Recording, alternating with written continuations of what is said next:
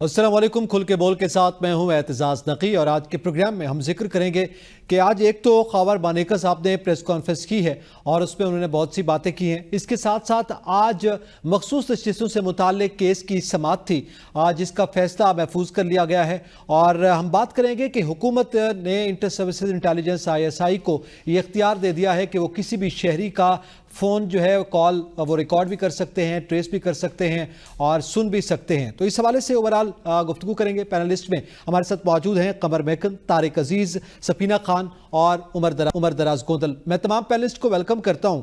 اور قمر محکن صاحب، سب سے پہلے تو میں آپ سے یہ جاننا چاہوں گا کہ خاور مانیکا صاحب نے آج پریس کانفرنس کرتے ہوئے یہ کہا کہ وہ کوئی اپنی صفائی دینے کے لیے نہیں آئے، بلکہ جو اللہ اور اس کے رسول کے احکامات کی خلاف ورزی ہو رہی ہے وہ اس کے حوالے سے آئے ہیں۔ تو آپ کیا سمجھتے ہیں کہ ابھی تک تو کسی بھی عالم دین نے اس حوالے سے کوئی ایسی بات نہیں کی، تو کون سی ایسی خلاف ورزی تھی جس کے حوالے سے وہ آج بات کر رہے تھے؟ کون سے احکامات تھے وہ؟ سب سے پہلے تو خاور مانیکا صاحب کو یہ دیکھنا ہوگا کہ ان کا اپنا ایک ویڈیو بیان ہے جو وہ کچھ عرصہ پہلے دے چکے ہیں کہ عمران خان کی وہ تعریفیں کر رہے ہیں۔ میں وہ دہرانا نہیں چاہتا خاور مانیکا صاحب کو، شاید وہ اچھا نہیں لگ رہا ہوگا ابھی، لیکن آج وہ اپنی صفائی دینے ہی آئے تھے۔ بیسیکلی ان کے اوپر جو اس وقت تنقید ہو رہی ہے نا، وہ اس لیے بھی ہو رہی ہے کہ پورے پاکستان کی پوری جتنی بھی اسلامی تاریخ ہے، میرے خیال میں اتنا افسوسناک اور گھٹیا کیس آج تک نہیں بنایا گیا جتنا اس کیس کو اچھالا گیا، اور اس کے بعد خواتین کے معاملات اور مسائل کو لے کر جتنا اس کے اوپر بات کی گئی ہے وہ انتہائی افسوسناک ہے۔ اس پر جتنی کم بات کی جائے وہ میرے خیال میں زیادہ بہتر ہے۔ لیکن ایک چیز جو خاور مانیکا صاحب بھول گئے ہیں کہ ان کے اپنے جو اس کیس کے اندر گواہ تھے مفتی سعید صاحب، وہ شاید ان کا بھی ایک بیان چلا دیتے۔ یہاں ہمارے قریب ہی ایک میلوڈی ہے، میلوڈی کے اندر وہ ایک جمعے کے خطبے کے دوران انہوں نے ایک بیان دیا ہوا ہے کچھ عرصہ پہلے، اور یہ اس بیان کے اوپر جب کمرہ عدالت کے اندر، لکیلی میں وہاں پر موجود تھا اڈیالہ جیل کے اندر جب یہ فیصلہ سنایا گیا اور مفتی سعید کا جب بیان ریکارڈ کیا گیا اور خاص طور پر جب اس کے اوپر جرا ہوئی تو میں وہاں پر موجود تھا۔ مفتی سعید صاحب کا اپنا بیان چلایا گیا وہاں پر، جس میں وہ خود اپنی زبان سے وہاں پر فرما رہے ہیں اس بیان کے اندر کہ عدت کا جو معاملہ ہے یہ عورت کے اوپر ڈیپینڈ کرتا ہے۔ اگر عورت کہہ دے کہ اس کی عدت مکمل ہو چکی ہے تو اس پر بات ختم ہو جاتی ہے۔ یہاں تک ان کا بیان جب چلایا گیا اور پھر ان کے اوپر جرا کے درمیان جب پوچھا گیا کہ مفتی صاحب یہ آپ کا ہی بیان ہے، انہوں نے کہا جی میرا ہی بیان ہے۔ تو کہا کہ جو آپ گواہی دینے آئے ہیں وہ اور یہ بیان جو ہے یہ تو آپس میں ایک دوسرے کے خلاف ہیں، کانٹراڈکٹ کرتے ہیں، تو اس پر آپ کیا کہیں گے؟ تو کہتے ہیں کہ جی جو میں نے آخری الفاظ بولے ہیں کہ بس اس پر بات ختم، تو میرے کہنے کا مطلب یہ تھا کہ اس پر میرا بیان ختم ہو جاتا ہے۔ تو ان کے اپنے گواہ جو ہیں اس وقت ایک کہکا بھی وہاں پر جو ہے عدالت کے اندر آیا کہ مفتی سعید صاحب اپنا ایک جمعے کے خطبے کے دوران ممبر پر بیٹھ کر ایک بیان دے رہے ہیں، اور پھر عدالت کے اندر نہ جانے کس پریشر میں، نہ جانے کس کے کہنے پر، نہ جانے کس کے ڈرانے پر وہ اس بیان سے بھی مکر رہے ہیں، اور اس کے بعد وہ والا بیان دے رہے ہیں جس کا فائدہ جا کر خاور مانیکا کو ہوتا ہے، اور الٹیمیٹلی اس کا فائدہ پھر جا کر اس وقت موجودہ جتنی بھی رجیم ہے ان کو ہوتا ہے، اور وہ عمران خان اور بشرا بی بی کے خلاف جاتا ہے۔ تو میرے خیال میں آج وہ صفائی دینے آئے تھے ایک شو میں، لاسٹ ٹائم بھی ہم نے شاید بات کی تھی کہ یہ جو کیس ہے جو اس کا پہلے والی اپیلوں پر فیصلہ آیا ہے، مجھے آئندہ جو مرکزی اپیلیں ہیں ان میں بھی فیصلہ اسی کے تناظر میں آتا ہوا نظر آ رہا ہے، اور اپیلیں عمران خان اور بشرا بی بی کی ریجیکٹ ہوتی ہوئی نظر آ رہی ہیں۔ تو یہ میرے خیال میں ایک آخری پریشر تھا شاید عدلیہ کے اوپر، جو کیس یہ چل رہا ہے جس عدالت میں اس کے اوپر، کہ جی اگر آپ نے فیصلہ جو ہے خلاف دیا تو پھر شاید اس میں کوئی گڑبڑ مزید بھی ہو سکتی ہے۔ بہرحال یہ ایک پریشر ٹیکٹکس تھی، اس کے علاوہ ان کی پریس کانفرنس کچھ نہیں تھی۔ اور دوسرا جو آج ان سے سوال ہوا ہے ہمارے ڈیجیٹل میڈیا کے دوست ہیں شاہد حقنواز صاحب، انہوں نے سوال کیا ہے اور وہ کسی بھی سوال کا جواب دینے سے وہاں پر قاصر تھے، اور مجھے بڑی خوشی ہوئی کہ ڈیجیٹل کر رہے ہیں جی بالکل یہ ایک بڑا اہم سوال ہے۔ سوال کے حوالے سے بات کرتے ہیں۔ میں طارق عزیز صاحب آپ سے جاننا چاہتا ہوں، آج پریس کانفرنس میں بہت سے سوال ہوئے، ایک سوال یہ بھی ہوا کہ آپ کی اپنی بیٹیاں جو ہیں وہ قرآن پاک پر ہاتھ رکھ کر اپنی والدہ کے حق میں گواہی دے رہی ہیں، اور آپ خود بھی 4 سال خاموش رہے ہیں، لیکن وہ اس کا جواب نہیں دے پائے، کیوں ایسی صورتحال ہے؟ یہ خواتین کا معاملہ ایسا ہے، یہ طلاق کا، عدت کا، یہ تو میڈیا پہ آنا نہیں چاہیے تھا، بدقسمی سے آ گیا ہے، کورٹ میں بھی چلا گیا، تو اب اس پہ بات بھی کرنی پڑے گی۔ کوئی یہ وہی جیسے انہوں نے بھی کہا کہ یہ پاکستان میں پہلی دفعہ ہوا ہے کہ کسی خاتون کو عدالت میں کھڑے ہو کے اسے پوچھا جائے کہ آپ کی عدت کب ختم ہوتی ہے، کب شروع ہوتی ہے، تو بڑا غیر اخلاقی تھا۔ اور خواجہ ملکہ صاحب کے بیانات پہلے بھی موجود ہیں، وہی جیسے انہوں نے کہا کہ انہوں نے عمران خان صاحب کو فرشتہ بھی پیش کیا ہوا ہے، انہوں نے کہا اس سے اچھا انسان کوئی نہیں ہو سکتا، نیک پاک کوئی نہیں ہو سکتا۔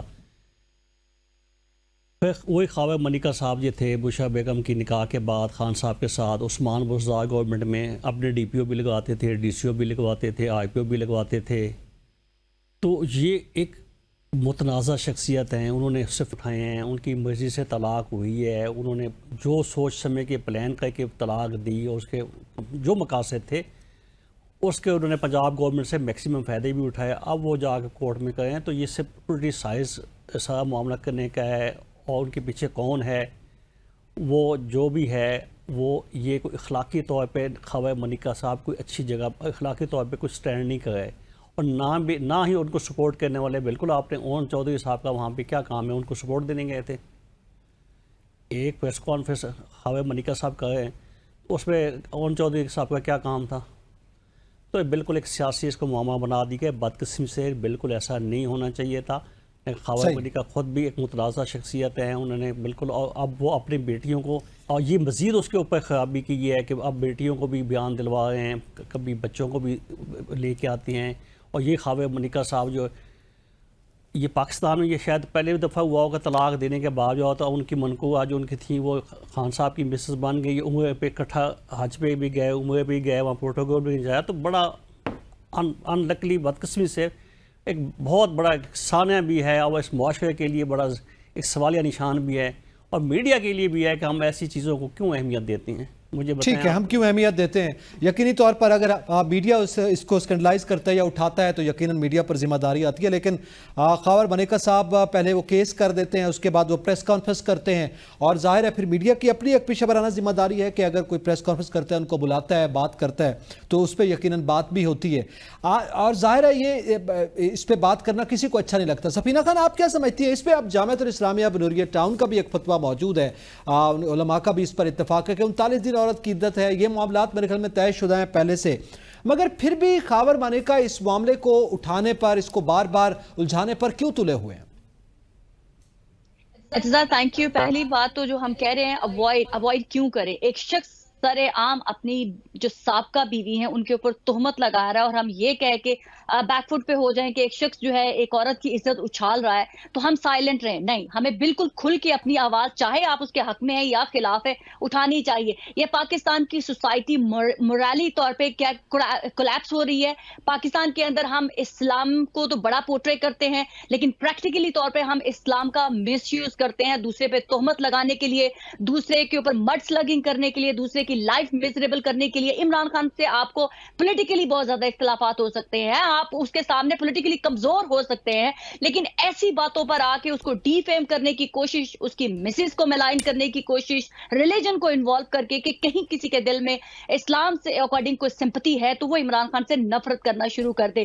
یہ بہت، میں کہتی ہوں کہ ایک پاکستان کی ہسٹری کا بہت ہی بھیانک اس وقت جو ہے یہ دور چل رہا ہے، جس میں سیاستدان ایسی چیزوں کو استعمال کر رہے ہیں دوسرے کے اوپر مڈ سلگنگ کرنے کے لیے، جس میں ہمارے علماء بھی خاموش ہیں۔ ہمارا دین کہتا ہے، مجھے ویسے اس چیز کا اقرار کر لینے دیں کہ مجھے آج تک نہیں پتا تھا عدت ہوتی کیا ہے۔ اس ڈرامے کے تھرو مجھے بھی پتا چل گیا کہ عدت کہتے کس کو ہے، عدت کے کیا لاز ہیں جو ہماری کمیونٹی نے سو کالڈ بنا کے رکھے ہوئے، کیونکہ ہمارا اسلام کچھ اور کہتا ہے، اور یہ جو رنگ باز ہے جو اسلام کو یوز کرتے ہیں، ان کے لیے انہوں نے کیسے عدت کو پورٹری کیا ہوا ہے۔ کیا ہمارے یہ جو سیاستدان ہیں انہوں نے شادیاں کی ہوئی ہیں لوگوں کی جو سابقہ بیویوں سے طلاق دلوا کر، ہمارے حاضر یا سابقہ جو پرائم منسٹر ہے یا MPs, MNAs یا منسٹرز ہیں، کیا کبھی ہم نے ان سے پوچھا ہے کہ آپ لوگوں نے اپنی بیویوں کو طلاق دلوا کر کب ان سے عدت میں شادی کی تھی یا بعد میں کی تھی؟ تو عمران خان کا پولیٹیکلی مقابلہ کریں، آپ نہیں اس کو فیس کر رہے، لیکن ہمارے دین کا مس یوز مت کریں، عورتوں کو مذاق مت اڑائیں۔ عورت کا ہمیشہ سے ہی استعمال ہوتا آیا ہے، اور ابھی بھی عمران خان کو نیچے گرانے کے لیے صرف عورت کا استعمال ہو رہا ہے۔ عمران خان کے لیے جو میں یہ کہتی ہوں کہ یہ ہمارے سیاستدان عمران خان کے مقابلے میں اس وقت جو کہتے ہیں پیونی، بہت ہی چھوٹے बौने नजर आ रहे हैं, वो इमरान खान को गिराने के लिए दीन का इस्तेमाल करके, उनकी मिसेस का इस्तेमाल करके, और यही ये जो खावर मानिका, ये तो एक हिस्ट्री में एक इबरतनाक इस शख्स को ना तस्वुर किया जाना चाहिए कि एक शख्स ऐसा भी आया था पाकिस्तान की हिस्ट्री में जो पहले अपनी बीवी की पाकबाजी की कस्में खाता है, कुरान पर हल्फ देता है कि मेरी बीवी पाकबाज है, उसने इद्दत में निकाह नहीं किया, और अब वही शख्स पैसे की खातिर जो है दोबारा अपनी साबका बीवी पर तोहमत लगाता है और कहता है कि मेरी बीवी बदकिरदार है। ये है वो जो पाकिस्तान के अंदर इस्लाम का नाम यूज करके ऐसे गंदे घिनौने चेहरे जो है इस्तेमाल होते हैं और सियासत के लिए इस्तेमाल हो रहे हैं। इसमें दीन ने नहीं कहा कि आप एक औरत को मलाइन करो। औरत जब कह रही है कि मैंने, और नहीं भी अगर वो कह रही, वो दैट्स हर चॉइस। क्या आपने कभी खावर मानिका को पूछा जो तुमने शादी की है वो उसके सिलसिले क्या तुमने तमाम इस्लामी शराइत पूरे किए हैं? क्या आपने पूछा उसे कि तुम्हारी बाकी खानदान की जो औरतें हैं उनके तमाम इस्लामी जो लवाजमात थे वो पूरे हुए हैं? पर नहीं, जो उनके ऊपर टीवी चैनल्स वाले, आप मुझे ये बताएं, ये पाकिस्तान के अंदर मीडिया क्या बाइकआउट नहीं कर सकता था उस प्रेस कॉन्फ्रेंस का? क्या इनकी मजबूरियां थी? क्या ऐसे बड़ी इनको पैसा मिल रहा था जो मजबूर हो गए ये वो प्रेस कॉन्फ्रेंस दिखाने के लिए? क्या था उस प्रेस कॉन्फ्रेंस में? कौन सा था तूफान? कौन सी ऐसी ब्रेकिंग स्टोरी मिल रही थी हमारे मीडिया को? तो इसमें हमारे मीडिया भी इन्वॉल्व है, हमारी सहाफत भी गंदी जो है वो मकरू चेहरा नजर आ रहा है कि पैसे की खातिर आप पाकिस्तान के लोगों से कुछ भी करवा सकते हैं। मैं तो बस यही कहूंगी। ठीक है, मेरे ख्याल में यही सवाल उमर दराज आपके सामने रखता हूं कि आप क्या समझते हैं कि मीडिया को बायकॉट नहीं कर देना चाहिए था इसका? बल्कि सिर्फ मीडिया की, हम प्राइवेट मीडिया की बात नहीं करें, डिजिटल मीडिया भी मौजूद था, और इसके साथ साथ हम बात कर रहे हैं पीटीवी पे भी ये प्रेस कॉन्फ्रेंस जो है वो दिखाई गई है, और उसकी क्या मजबूरी थी कि एक नेशनल चैनल पे जो ये बाकायदा प्रेस कॉन्फ्रेंस दिखाई जाए? जैसे सफीना सवाल उठा रही है, यही सवाल है बुनियादी तौर पर, आप क्या समझते हैं? ज़ाहिर जी, पीटीवी पहले भी कोई ऐसा मौका छोड़ता हो, कोई ऐसी चीज उसने छोड़ी हो, ज़ाहिर अवामी दिलचस्पी होगी, लोगों को ख़वातीन के मखसूस अयाम से मुतल्लिक जो है वो ज्यादा दिलचस्पी शायद होगी। जो टीवी स्क्रीन के ऊपर ये दिखा रहे हैं, बेहूदगी, बेशर्मी, बेलिहाजी की हद होती है। यानी मैं एक देहाती किस्म का आदमी हूँ, और देहात में होता है, आपने सुना होगा, खानदानी दुश्मनियां चलती हैं, लोग कत्ल गारत करी का पुराना जो सिलसिला होता है, उसमें भी कुछ चीजें तय होती हैं। उसमें भी चीजें ये होती हैं कि बच्चों के ऊपर हमला नहीं होता, खवातीन पे हमला नहीं होता, बुजुर्गों पे हमला नहीं होता। हम किस कमजरफी का सामना कर रहे हैं इस माशरे के अंदर कि आप खवातीन को अपनी जब लड़ाइयां नहीं लड़ पा रहे, जब आप शिकस्त खोरदा हैं, जब आप मुकाबला एक फरीक का नहीं कर पा रहे, तो आप खवातीन को मुकाबले में लेके आ गए हैं। देखिए, ये हजारों सालों के ऊपर जो मुश्तमिल हमारी शरीयत के कवानीन है, जो उसूल है, औरत की गवाही को उसके अंदर जो है वो फौकियत दी गई है। फिर हमारी सुप्रीम कोर्ट का फैसला है। लेकिन ये केस आपको क्या लगता है कि ये क्यों बनाया गया था? इसका मकसद क्या था? गंद उछालना था। अगर आपको याद हो, इलेक्शन से चंद रोज पहले इवन जब वो आर्गुमेंट्स हो रहे थे वहां पे अडियाला जेल के अंदर, वो ऑडियो भी लीक की गई थी। वो किसने की मुझे तो नहीं पता। ये सारी की सारी गंद उछालना है। ये कीचड़ में वो कुछ पत्थर फेंकी जा रहे हैं, लेकिन अंदाजा ये नहीं है अपने कपड़े जो है वो गंदे कर रहे हैं, उसके ऊपर उसकी छींटे आ रही हैं। ये पूछा जाना चाहिए गवर्नमेंट से, इंफॉर्मेशन मिनिस्टर तारड़ साहब से या शहबाज शरीफ साहब से कि हुजूर, ये पाकिस्तान टेलीविजन आपको पैसे कमा के नहीं देता, ये मेरे बिजली के बिल में से टैक्स जाता है, या मैं जो वैसे टैक्स पे करता हूं जो मेरी सैलरी में से कट के आपके पास जाता है, ये उससे पीटीवी चलता है। तो ये गन दिखाने के लिए आपने पीटीवी रखा हुआ है। अब पीटीवी के ऊपर ऑपोजिशन को नहीं दिखा सकते। वो कौमी असेंबली में तकरीर करते हैं, आप उनको म्यूट कर देते हैं, उनको सेंसर कर देते हैं या उनको ब्लैकआउट कर देते हैं। और इस मुल्क के अंदर साबिक वज़ीर आज़म को तो आप नहीं दिखा सकते पीटीवी के ऊपर, क्या टीवी के ऊपर नहीं दिखा सकते। आप सवाल कर रहे थे बायकॉट का, आप दिखाएं इस मुल्क की सिंगल लार्जेस्ट पार्टी की जीतने वाला जिस शख्स जिसको वोट पड़ा उसका नाम ले, नाम नहीं ले सकते जी साबिक वज़ीर आज़म का, हम नहीं चला सकते, ये सबको पता है।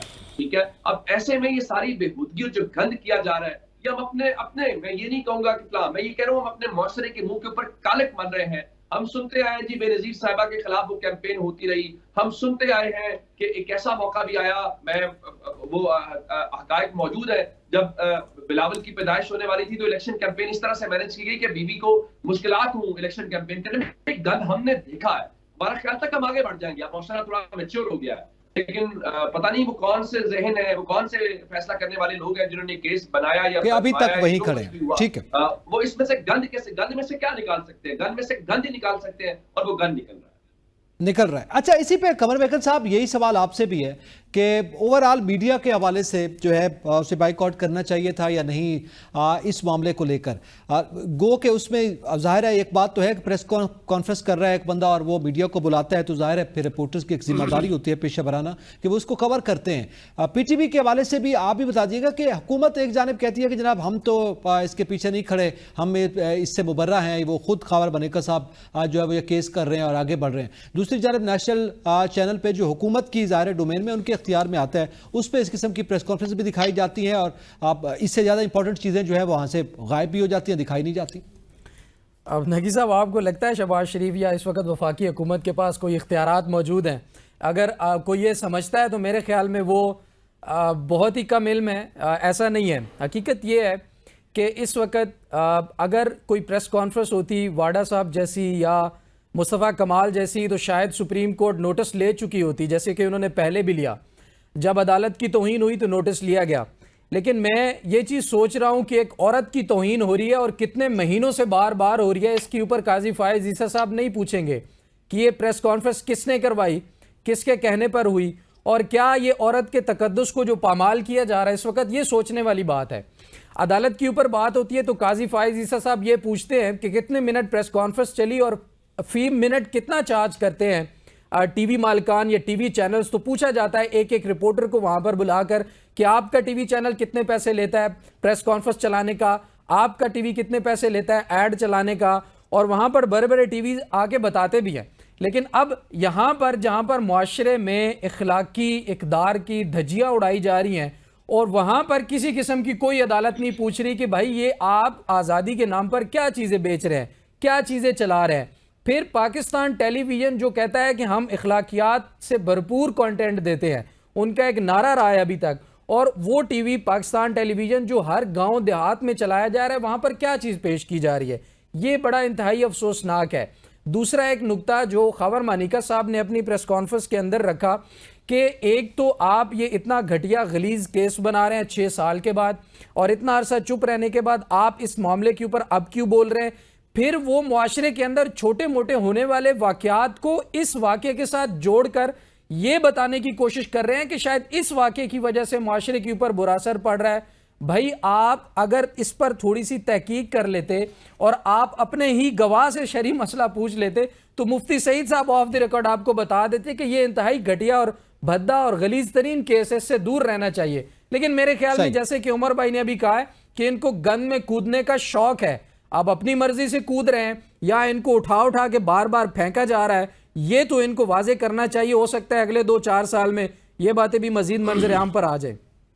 ठीक है। अच्छा, इसी पे तारिक अजीज साहब, ज़ाहिर उनकी फैमिली के मेंबर्स जो हैं ना तो वो उनके हक में गवाही दे रहे हैं ना फिर वो प्रेस कॉन्फ्रेंस में उनके हमरा है, लेकिन ओन चौधरी साहब का आपने भी जिक्र किया वो उनके हमरा वहाँ पर मौजूद थे।